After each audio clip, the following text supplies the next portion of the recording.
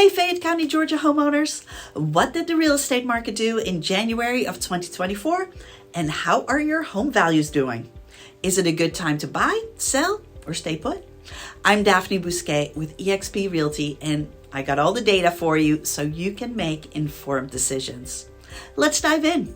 In January, 129 homes came on the market, and that was 19% more than in January of 2023 and 31.8% more than in December of last year. So that is a huge difference in new homes on the market.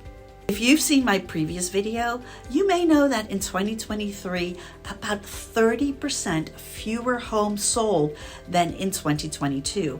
And that has everything to do with mortgage rates, with not only buyers not wanting to buy at those rates, which topped out at about 8% in October, but also sellers not wanting to put their house on the market because they didn't want to trade in their 3% rate for 6, 7, or 8%. Totally understandable. But this data suggests that sellers are now more willing to accept the new rates and move. But the higher mortgage rates have caused a change in both buyer and seller behavior in the way transactions are put together. So be sure to stay tuned for how that is. In January, 101 homes got a contract, and that was 11.9% more than in December, indicating the market is picking up speed. However, it was down 9.8% over January of 2023. Now, anecdotally, I can confirm that there is a lot more activity because that last week of January and first week of February were so busy I could hardly breathe. Now, that is a beautiful thing, of course. Though the market is picking up speed, that does not mean we are back to a full-blown seller's market. The funny thing is that even with the market slowing down last year, the number of available homes on the market stayed very similar. It was just taking houses longer to sell. So instead of having 4 to 6 weeks of inventory or even less, the same number of homes on the market are now representing 8 to 10 weeks of inventory. And that is a lot more of a balanced market. I see this shifting more to the seller side in the spring, but for now, buyers can request more seller concessions in their contracts. We'll talk more about that in a minute and why that's important. But first, let's see what sold and for how much. 87 homes sold in January, and that was down 8.4% from December and up 3.4% from January of last year. The average sales price was $547,234, down 4.6% over December and up 3.7% over last year. So while the average sales price still indicates a gain over a year ago, compared to last month, that is a significant drop.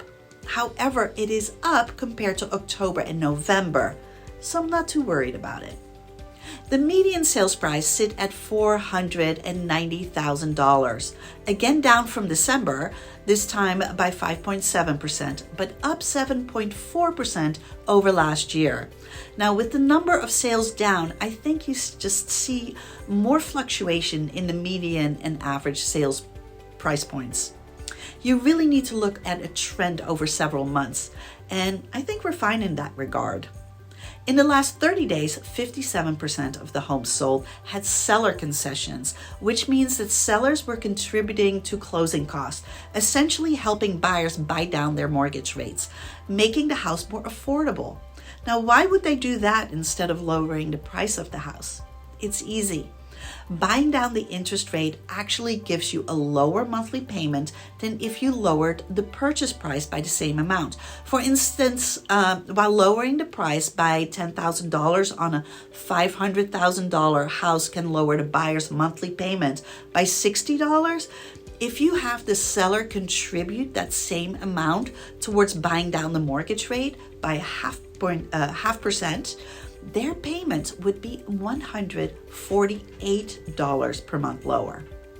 There are also buy-down programs like a 3-2-1 buy-down, in which your mortgage rate would be 3% less in the first year, 2% less in the second year, and 1% less in year 3. After that, it would revert back to the original mortgage rate. And at that point, your payment would be higher.